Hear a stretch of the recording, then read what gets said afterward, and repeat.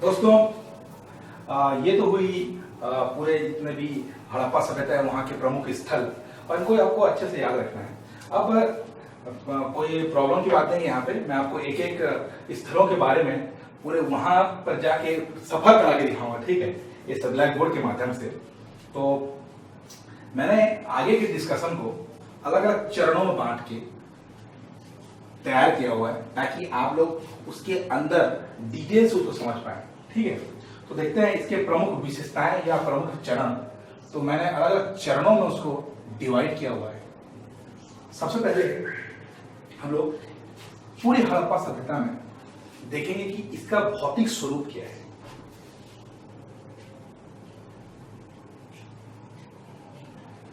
उसके भौतिक स्वरूप की हम पहले जानकारी प्राप्त करेंगे। उसके बाद हम लोग देखेंगे कि वहां के लोग कैसे थे, इस पूरी हड़प्पा सभ्यता के लोग कैसे थे, आखिरकार वो इस हड़प्पा सिंधु नदी के तट पे आए कहां से, दिखने में वो लोग कैसे थे, ठीक है, पहनते क्या थे, इन सारी चीजों के बारे में जानकारी इकट्ठा करेंगे।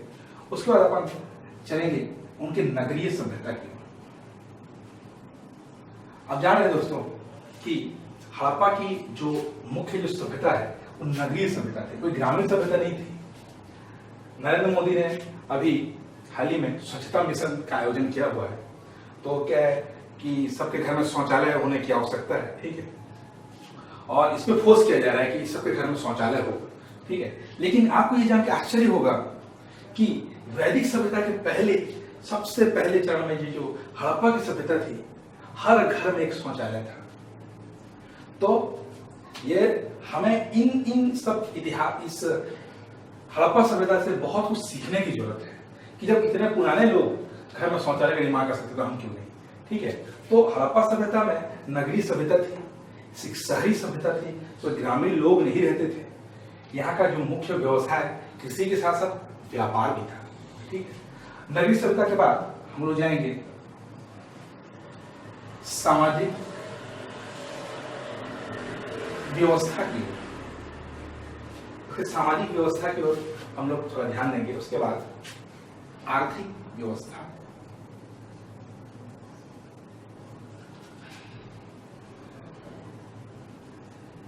सिंधु घाटी की जो सभ्यता थी उसमें मुख्य वो लोग धन कैसे अर्जित करते थे, इसका उपयोग करते थे आदान प्रदान के लिए, वस्तुओं के आदान प्रदान के लिए।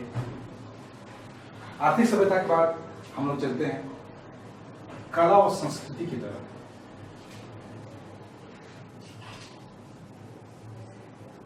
कला और संस्कृति, कला और संस्कृति, इसके बाद लास्ट में उसका विनाश।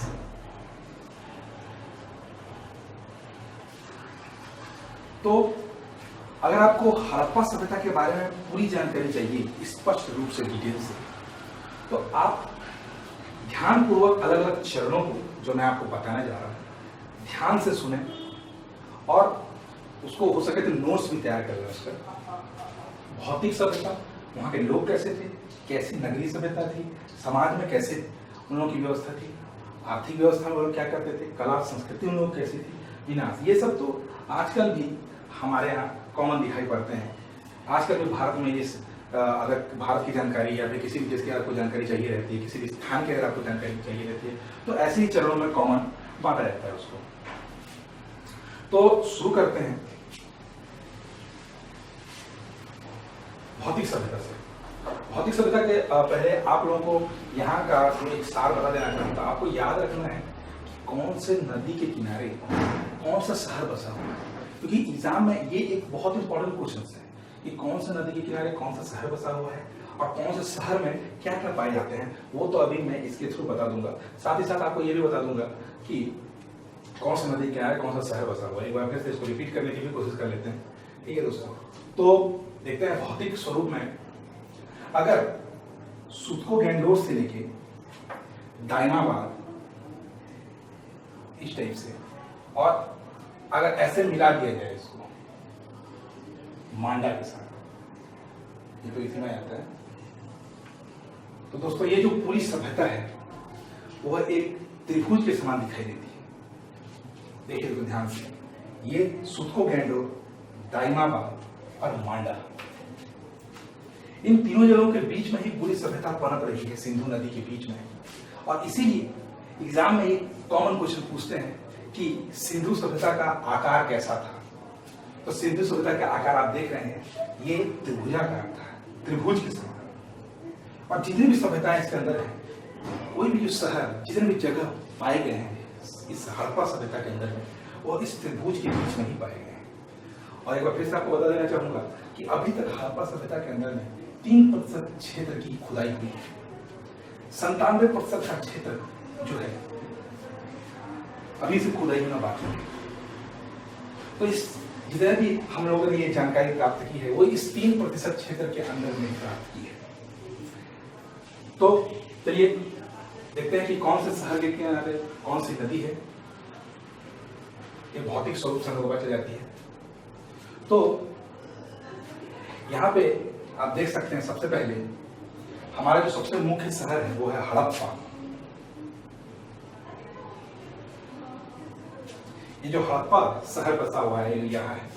आपको दूसरी बारी बात को बता रहा हूँ, ये रावी नदी के किनारे बसा हुआ है। और भी डिटेल में अगर हम जाएं तो हड़प्पा जो है वो पाकिस्तान के मोंटगोमेरी जिले में है।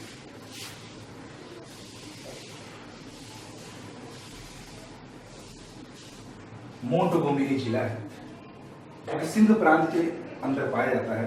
हड़प्पा रावी नदी के किनारे। इसको शॉर्टकट में अगर आप जानना चाहें तो हरे रंग से जानिए, इस हड़प्पा रावी नदी। हड़प्पा रावी नदी से आप जान सकते हैं, हरे से आप जान सकते हैं कि हड़प्पा जो है रावी नदी किनारे बसी हुई है। आगे चलते हैं दोस्तों।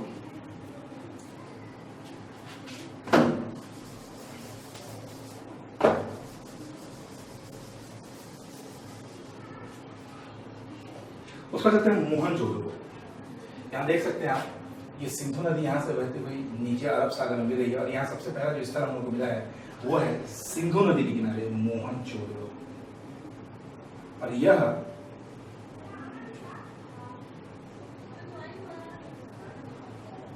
सिंधु नदी के किनारे बसी हुई है। सिंधु नदी जो कि सबसे बड़ी नदी है, और इसी नदी के किनारे बसने के कारण ये मोहनजोदड़ो की सभ्यता जो है सबसे अधिक विकसित सभ्यता है। चाहे आप पाकिस्तान की बात करें या आप इंडिया की बात करें, अब तक के जितने भी शहर पाए गए हैं सिंधु सभ्यता में, उसमें सबसे एडवांस सभ्यता मोहनजोदड़ो में ही है। उसके बाद मोहनजोदड़ो के बाद अगर आप जस्ट नीचे जाएंगे तो चमूदड़ो, यह भी सिंधु नदी के किनारे बसा हुआ है। और सिंधु नदी के किनारे बसा, इसका मतलब है सिंध प्रांत में ही स्थित है। मोहनजोदड़ो, चमूदड़ो और कोटदीजी,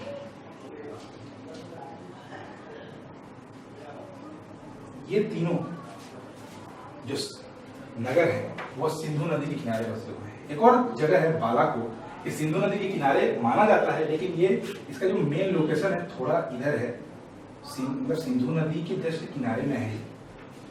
तो इसको सिंधु नदी के अंदर भी बुलाया जा सकता है, बाहर भी बुलाया जा सकता है, लेकिन इसको सिंधु नदी के अंदर में माना नहीं जाता है। ये जगह है बालाकोट।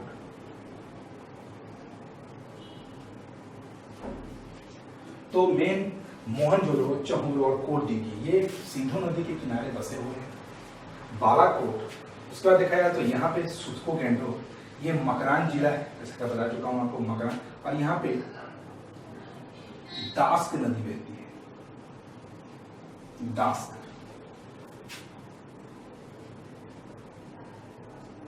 सुत्को गेंडो,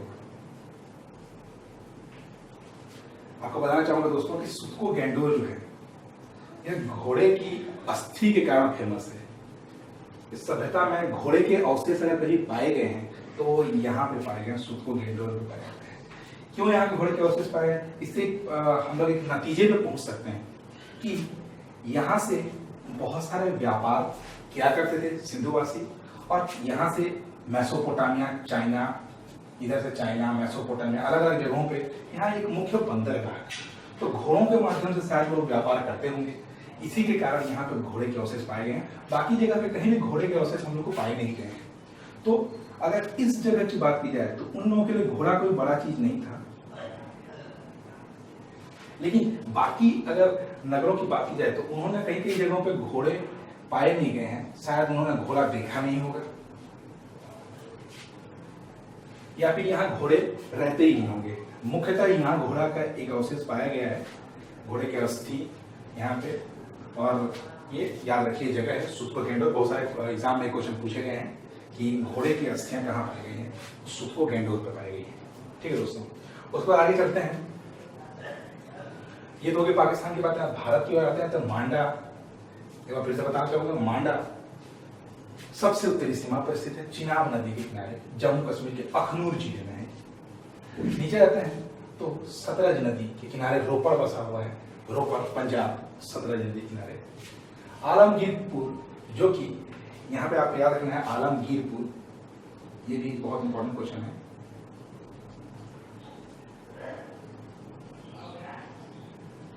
आलमगीरपुर जो है वो मेरठ में मिलता है और ये हिंडन नदी के किनारे में है।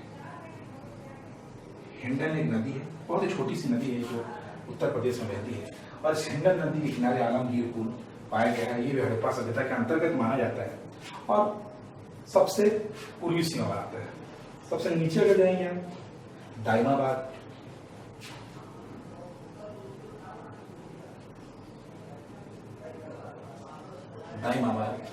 ये दाइमाबाद, ये जो जगह है, ये बहुत फेमस इसलिए है क्योंकि यहाँ से हम लोग को यातायात के बारे में पता चलता है कि ये सिंधु सभ्यता के जो लोग थे वह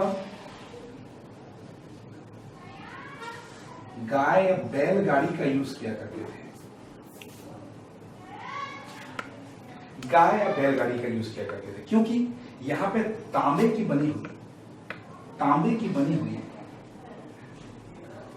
एक बैलगाड़ी जिसमें 4 चक्के और 6 चक्के का यूज किया गया है, यहां से प्राप्त हुई है, इसलिए दाइमाबाद बहुत फेमस है। इस जगह का याद रखिए। गुजरात की बात की जाए, गुजरात में धवलावीरा और लोथल ये भोगवा नदी के किनारे बसे हुए हैं। भोगवा नदी याद करने के लिए आप इसका भी यूज कर सकते हैं,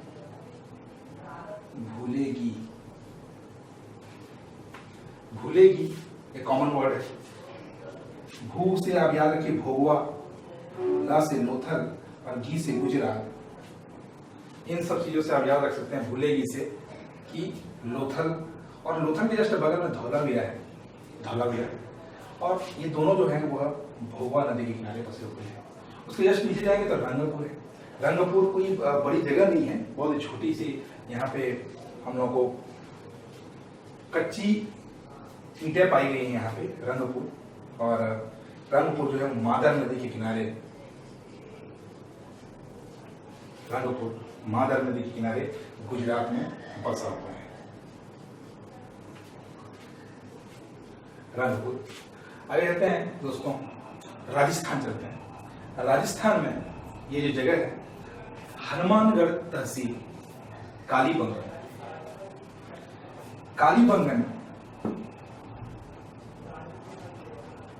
इसका जो शाब्दिक अर्थ है वो काली चूड़ियां।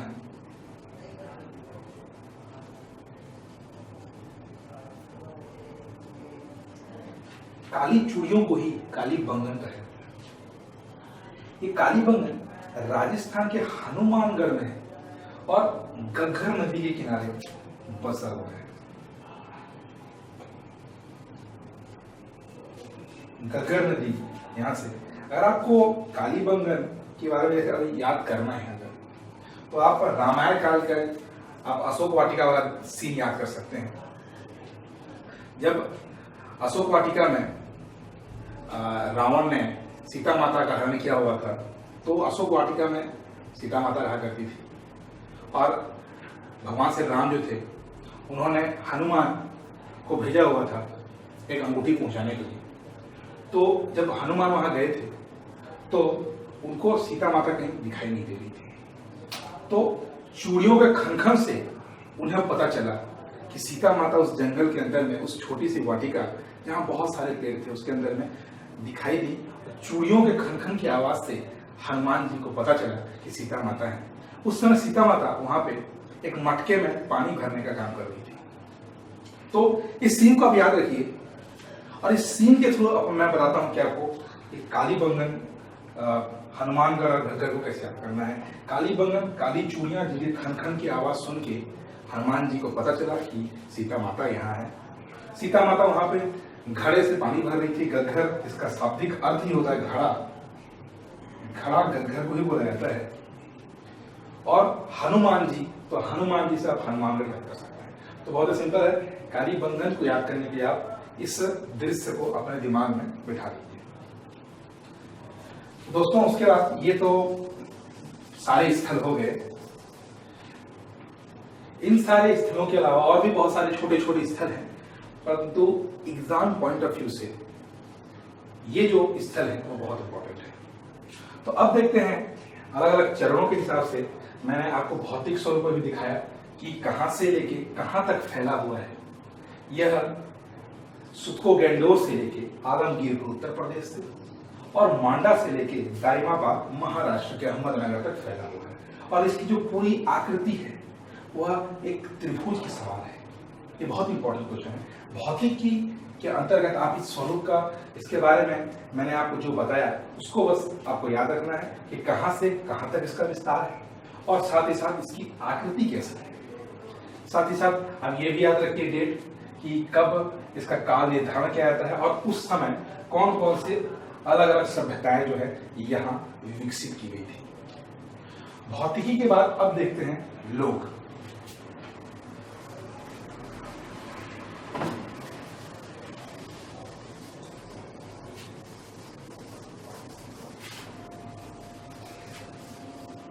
चलो दोस्तों देखते हैं कि लोग आजकल हम लोग जैसे जिस टाइप से कपड़े पहना करते हैं, जिस टाइप से बातचीत किया करते थे, उस जमाने में भी उस समय जो है बहुत सारे लोग थे। अब एग्जैक्ट आंकड़ा तो हम बता नहीं सकते कि कितने लोग थे वहां पे, क्योंकि वहां क्या किसी का अवशेष पाए नहीं गए हैं। अचानक से ये जो पूरी सभ्यताएं थी वो अचानक से लुप्त हो गई थी कुछ कारणवश। बहुत सारे उसके कारण मैं आगे की वीडियोस में आपको बताऊंगा कि क्या कारण थे कि सिंधु सभ्यता के लोग वहां से चले गए थे। तो यहाँ के जो लोग थे, यहाँ बहुत सारे लोग रहते थे। जैसे आजकल की शहरी सभ्यताएं थी वैसी ही वो सभ्यताएं थी। तो लोगों के बारे में जानने के लिए कुछ पॉइंट्स आपको बताता हूँ। आपको यहाँ के निवासी या लोगों के बारे में, लोगों के अंतर्गत सबसे पहला मैं आपको बताता हूँ कि यह एक शहरी सभ्यता थी। इसका अर्थ यह है कि यहाँ के जो लोग रहते थे वो शहरी थे, ग्रामीण नहीं थे। लेकिन ऐसा आप नहीं कर सकते वो ग्रामीण नहीं थे। वो ग्रामीण और शहर दोनों का मिला जुला रूप था, इसलिए हम इसको बोलते हैं नगरीय सभ्यता। यह एक नगरीय सभ्यता थी। यहाँ गांव के लोग और शहरों के लोग दोनों के कॉम्बिनेशन रहा करते थे। गांव के लोग अर्थात गांव के लोग जैसे खेती किया करते हैं तो यहाँ पे खेती भी की जाती थी, और शहर के लोग, शहर में तो खेती होती नहीं, तो शहर में क्या है, व्यापार का मुख्य साधन व्यापार ही होता है। तो यहाँ ये दोनों क्रियाएं साथ साथ होती थी, खेती भी होती थी, व्यापार भी होते थे। इसलिए यह एक नगरीय सभ्यता कहलाती है। नगरीय सभ्यता, खेती और व्यापार। उसके बाद देखते हैं कि यहाँ के लोग आखिर आए कहाँ से थे। क्वेश्चन हमेशा से हमारे मन में उठता है कि ये लोग आए कहाँ से, क्या यहीं से उत्पन्न हो गए? नहीं, ये लोग कहीं ना कहीं से तो आए हुए थे। तो यहाँ जो है बहुत सारे वैज्ञानिकों ने अलग अलग शोध किए हैं और उन्होंने बताया है कि यहाँ मुख्यतः 4 प्रकार की मनुष्यों की प्रजातियां पाई गई हैं। क्लास 11th के नोट्स में आपको इस बारे में अच्छे से जानकारी मिलेगी। तो देखते हैं कि कौन कौन से प्रजातियां यहाँ पाई गई हैं। सबसे जो पहली प्रजाति यहाँ पे पाई गई है वो है भूमध्य सागरी।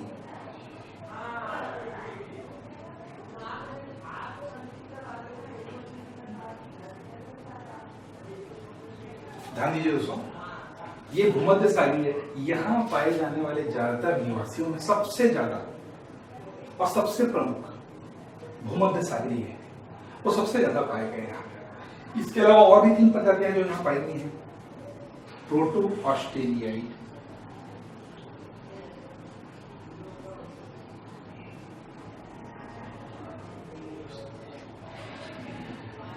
प्रोटो ऑस्ट्रेलिया, ये प्रजाति भूमध्य सागरीय के बाद दूसरी जनसंख्या यहाँ ज्यादा पाई गई। तीसरी, यहाँ पे मंगोलिया भी पाए गए हैं, जो मंगोल के लोग थे, मंगोल की भी यहाँ प्रजाति पाई गई, जिसको मंगोलियाड भी बोला जाता है, मंगोलियाड। चौथा जो है यहाँ अल्पाइन, एक और प्रजाति है अल्पाइन। दोस्तों आपको सिर्फ इस 4 प्रजातियों को ही याद रखना है, बाकी बहुत सारी प्रजातियां होती हैं, लेकिन आपको ये मेन यही प्रजातियां याद करनी है। मैं यहाँ पे आपको जो चीजें बता रहा हूँ वह मैं ऐसे ही नहीं बता रहा हूँ, आपको ये सब बातें जो सबूतों के माध्यम से बता रहा हूँ। और आप भी याद रखिए, जो भी बातें आपको याद करनी है वो सबूतों के माध्यम से ही आपको याद रखनी है।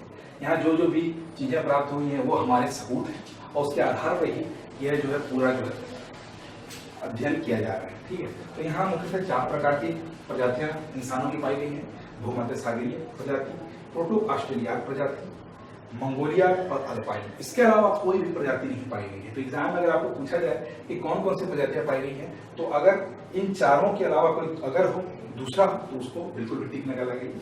ओके, सिर्फ इन 4 में से ही अपना ऑप्शन चुने। अब चलते हैं,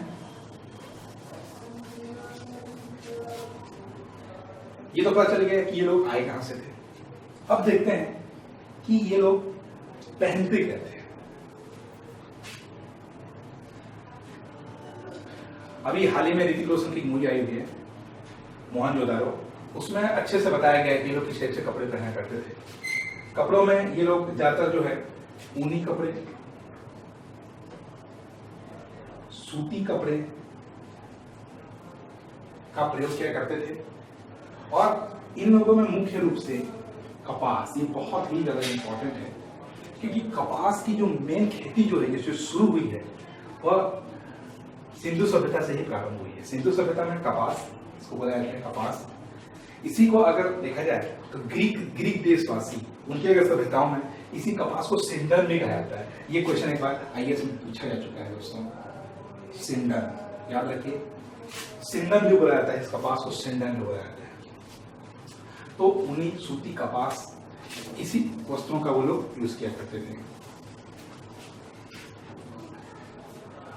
आगे चलते हैं। ये तो हो गई उनके लोगों की बातें, कहां से आए हुए थे, कैसे थे, इस प्रकार की बातें आगे और भी लोगों में देखते हैं। उसके बाद आते हैं नगरीय सभ्यता की। अगला टॉपिक पे चलते हैं, तीसरा नगरीय सभ्यता। जैसे कि मैं पहले ही बता चुका हूं, यह सभ्यता एक नगरीय सभ्यता थी। अब नगरीय सभ्यता में देखते हैं कि ये लोग घर कैसे बनाते थे। आखिरकार मोहनजोदड़ो, हड़प्पा जैसे अलग अलग जगहों में कैसे कैसे वो लोग घर बनाते थे, भवन कैसे कैसे बनाते थे, उसकी जानकारी लेते हैं। तो सबसे पहले मैं आपको बताता हूँ कि इन लोगों के घर जो है बहुत ही साफ सुथरा हुआ करते थे, और ज्यादातर सबसे फेमस जो है सड़कों के कारण। सड़कें जो हैं वह एक दूसरे को संपूर्ण पे काटती थी, इस टाइप से दोस्तों।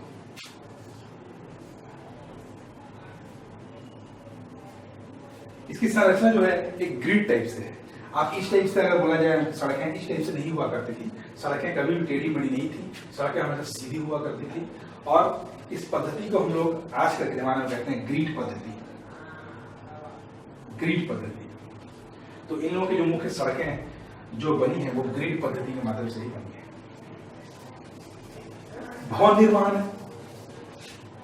भवन निर्माण के लिए ये लोग जो है ईंटों का प्रयोग किया करते थे।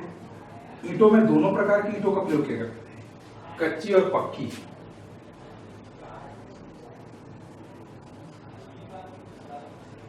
ज्यादातर जगहों पे पक्की ईंटों का प्रयोग किया जाता था। सिर्फ 2 ही ऐसे जगह हैं जहां पे हम लोगों को कच्ची ईंटों का प्रयोग देखने को मिला है। पहली जगह है वो है कालीबंगन,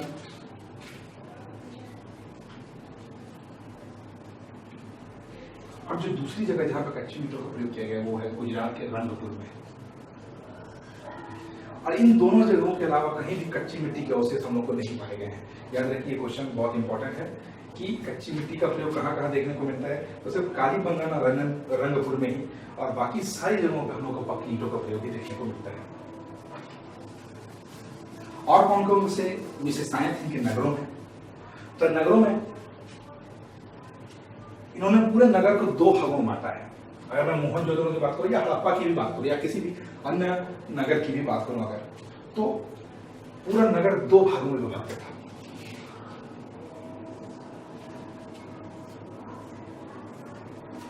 इसमें पहला भाग था उसको बोलते हैं दुर्ग, दुर्ग या फिर उच्च भूमि।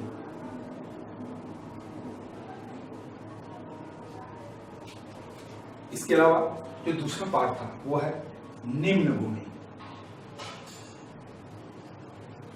उच्च भूमि और निम्न भूमि में ये उच्च भूमि में जो है ऊंचे लोग रहा करते थे यहाँ पे, और निम्न भूमि में सामान्यतः कृषक परिवार के लोग जो है, मजदूर जो, वो सब निम्न भूमि में जो है निवास किया करते थे, और जो राजशाही जो परिवार था वो लोग यहाँ पे रहा करते थे। एक बात आपको यहाँ पे ध्यान देनी होगी दोस्तों कि यहाँ पे कोई राजा नहीं था, राजा यहाँ पे नहीं थे। हाँ, वो लोग अपना एक मुखिया जरूर चुनते थे, लेकिन वो राजा नहीं था, क्योंकि उसका पद जो है वंशानुगत नहीं था। मुखिया जिसको जो है एक कॉमन तरीके से चुना जाता था सभी की सहमति से, और ये जो है एक विद्वान हुआ करता था। तो इस प्रकार पूरे नगरीय सभ्यता में जो है दो भागों में विभक्त था, उच्च भूमि और निम्न भूमि में। और ये लोग जो हैं बहुत सारी चीजें जो है वो सामूहिक किया करते थे। सामूहिक कहने का मतलब है कि एक साथ पूजा करना, ठीक है, बहुत सारे उत्सवों का आयोजन करना, ये सभी बहुत सारी चीज वो लोग एक साथ किया करते थे। और जैसे एक साथ वो लोग पूजा किया करते थे तो उसके लिए एक स्नानागार बनाया गया था, एक बहुत ही बड़ा स्नान कुंड बनाया गया था। और इस स्नान कुंड का यूज मुख्यतः वो नहाने के लिए करते थे सामूहिक रूप से, ठीक है। ये जो स्नानागार पाया गया है वो मुख्यतः हमें मोहनजोदाड़ो से पाया गया है। मोहनजोदाड़ो में ही हम लोग के विशाल स्नानागार पाया गया है, और यह अब तक की सिंधु घाटी सभ्यता में पाई जाने वाली सभी इमारतों में सबसे बड़ी है और सबसे अच्छे कंडीशन में है।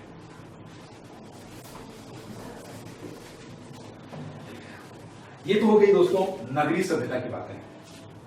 अब नगरीय सभ्यता के बाद आगे चलते हैं कि देखते हैं कि हड़प्पा सभ्यता में समाज कैसे बना था।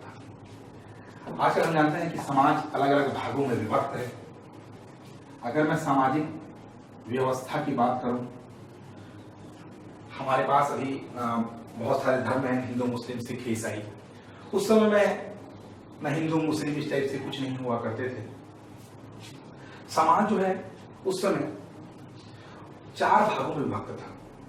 इसमें जो सबसे पहला जो भाग था उसमें विद्वान लोग हुआ करते थे। विद्वान क्या मुखिया, विद्वान जो है वो मुखिया हो, बहुत सारे विद्वान हुआ करते, उसमें से जो मूल जो विद्वान उसको मुखिया बनाया जाता था सामूहिक रूप से। इसके बाद एक दूसरा जो है जो सबसे इंपॉर्टेंट है वो है पुरोहित। इसकी भी जो है अपने समाज में बहुत ही अच्छी जगह थी। पुरोहित ये पंडित हुआ करते थे, पूजा पाठ सब इन्हीं की जिम्मेदारी के अंतर्गत आते थे। विद्वान, पुरोहित, योद्धा, सैनिक, उस जमाने में सैनिक भी थे। सैनिकों का जो मूल जो काम था वो अपने समाज की रक्षा करना, अपने क्षेत्र की रक्षा करना था। और चौथा जो है वो श्रमिक वर्ग। इस समाज में सारे काम जो है श्रमिकों से कराए जाते थे। जितने उत्पादन के जो साधन थे वो श्रमिक ही उत्पादित करते थे। और इस प्रकार हमारा जो समाज था वो भी चार जो है भागों में विभक्त था: विद्वान, पुरोहित, योद्धा और श्रमिक।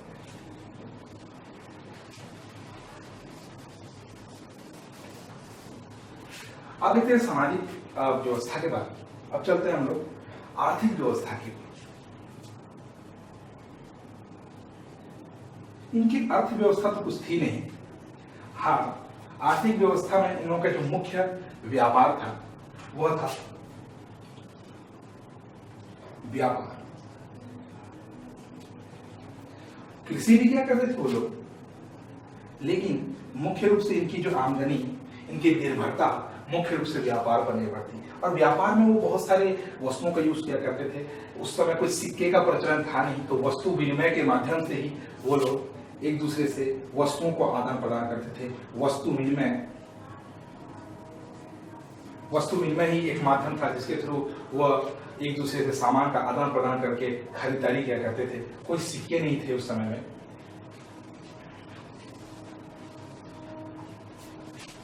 वस्तु विनिमय। व्यापार के लिए आपको बता दूं, व्यापार के लिए मुख्य रूप से वो बंदरगाहों का यूज किया करते थे। बंदरगाह है इस समय में, यहां पे आप देख सकते हैं 4 बंदरगाह हैं। एक है लोथल, ये एक बंदरगाह था, सबसे मुख्य बंदरगाह। एक है बालाकोट और एक है सुत्तोगेंडो। ठीक है, तो ये जो तीनों जगह थे, बालाकोट, सुत्तोगेंडो और ये लोथल, ये व्यापार के प्रमुख केंद्र थे और यहीं से जो है वो दूसरे सभ्यताओं को वस्तुएं जो है भेजी जाती थी और वहां से आयात की जाती थी। एग्जाम्पल के तौर पे एक ऊपर में एक बदक खां एक जगह है, बदक खां। इस बदक खां की जगह से लाजवर्त का आदान जो है आयात किया जाता था। लाजवर्त आखिर है क्या देखते हैं। लाजवर्त जो है वह जैसे आज के जमाने में अपन सीमेंट बनाते हैं, वैसे एक लाजवर्त भी एक पदार्थ है जिसका उपयोग जो है भवन निर्माण के लिए किया जाता था उस समय। लाजवर्त जो कि बदक खां जो है, जो कि प्राचीन एक हिंदू प्रांत है, वहां से जो है वो आयात किया करते थे लाजवर्त का।